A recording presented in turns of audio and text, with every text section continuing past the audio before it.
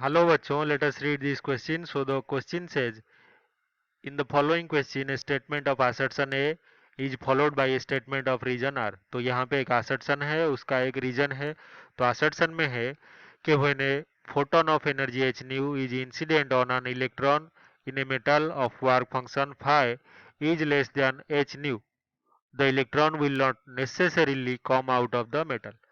तो मेटल में जो इलेक्ट्रॉन है वो नेसेसरली बाहर नहीं आ सकता मेटल के, अगर जो वार्क फंक्शन है उससे ज्यादा हो गया इंसिडेंट जो फोटोन है उसका एनर्जी. तो ऐसा क्यों है? Work function is the minimum energy required to liberate an electron out of metal. तो मिनिमम जो एनर्जी चाहिए लिबरेट करने के लिए इलेक्ट्रॉन को मेटल से, उसको हम वर्क फंक्शन कहते हैं. सो सम इलेक्ट्रॉन में require more energy for their liberation.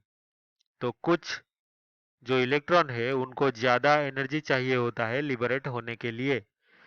तो दोनों स्टेटमेंट को देखते हुए हमें चारों ऑप्शन में से सही ऑप्शन को टिक करना है. तो यहाँ पे जो की कॉन्सेप्ट हमारा है वो जान लेते हैं. तो की कॉन्सेप्ट है हमारा फोटो इलेक्ट्रिक इफेक्ट का concept.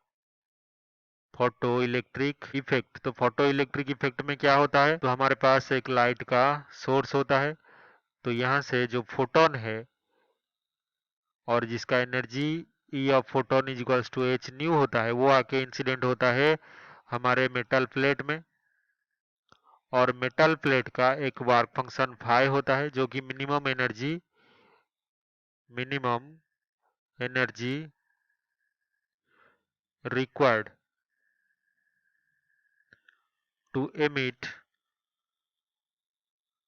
On electron out of the. तो देखा जाए तो यहाँ पे जो मेटल है उसमें बहुत सारे इलेक्ट्रॉन मौजूद होंगे, और इस इलेक्ट्रॉन में जब आके हमारा photon with energy H new गिरेगा तो शायद हो सकता है कि ये इलेक्ट्रॉन इजेक्ट हो जाए.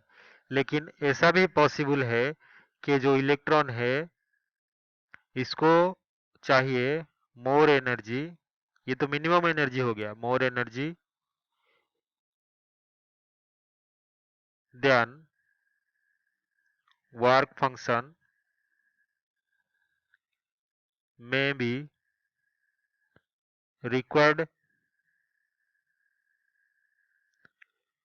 depending upon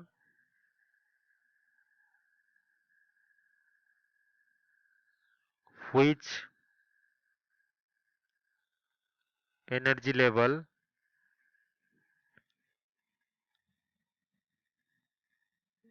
the electron is in. तो हमारा जो इलेक्ट्रॉन है वो कौन से एनर्जी लेवल में है मेटल के, तो उस पे भी डिपेंड करेगा कि कितना एनर्जी चाहिए उसको मेटल से बाहर निकालने के लिए. जो हाईएस्ट एनर्जी लेवल में होगा वो इजीली मिनिमम एनर्जी फाई को गेन करके मेटल के सरफेस से बाहर आ जाएगा. लेकिन अगर वो लोअर एनर्जी लेवल पे होगा तो उसको ज्यादा एनर्जी चाहिए होगा. और यहाँ पे क्या होता है, मेटल के अंदर भी इलेक्ट्रॉन इलेक्ट्रॉन के बीच में, दो इलेक्ट्रॉन्स के बीच में क्या हो सकता है, कोलिजन में हो सकता है, जिससे कि एनर्जी लॉस भी होता है.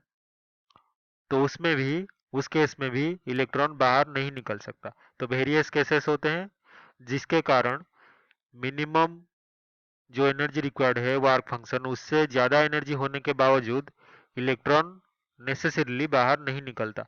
तो पहला जो स्टेटमेंट ये सही है, और दूसरा जो स्टेटमेंट है वो भी यहाँ पे सही है. तो दोनों ही स्टेटमेंट और असर्शन और रीजन सही है.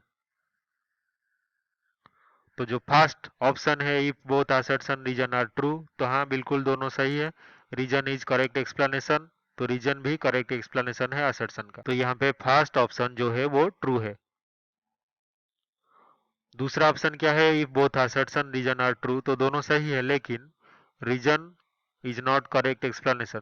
तो ये बिल्कुल गलत हो गया क्योंकि रीजन एक्सप्लेन कर रहा है असर्शन को. थर्ड ऑप्शन है if assertion is true but reason is false, तो रीजन फॉल्स बिल्कुल नहीं है. तो थर्ड ऑप्शन भी गलत, if both assertion reason are false statements. तो दोनों भी फॉल्स नहीं हो सकते, तो only option 1 is true. So this is our final answer. I hope you have understood this explanation well. Best of luck.